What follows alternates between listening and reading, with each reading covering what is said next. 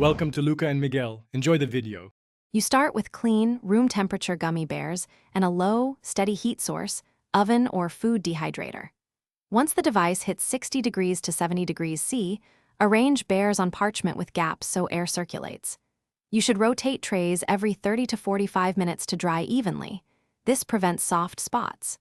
Make sure to remove any extra coating or oil first because surface moisture blocks dehydration. This first phase focuses on consistent heat and airflow to drive out water without melting the candy. Now you commit to sustained dehydration. Keep temperature steady and be patient.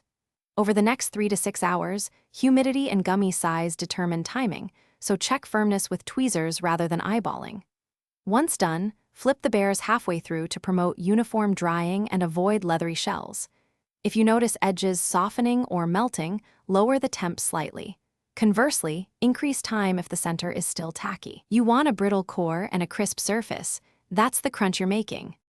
You finish by cooling gummies completely on a mesh rack so trapped steam escapes and the structure sets. This takes about 1 to 2 hours. Once cool, cure them airtight for 24 hours to stabilize crispness. If any are still sticky, return them to low heat for another 30 to 60 minutes or lightly dust with a tiny amount of cornstarch, then shake off excess.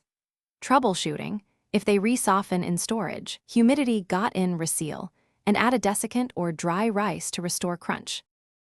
Thanks for watching and please subscribe. It's the best investment you'll ever make.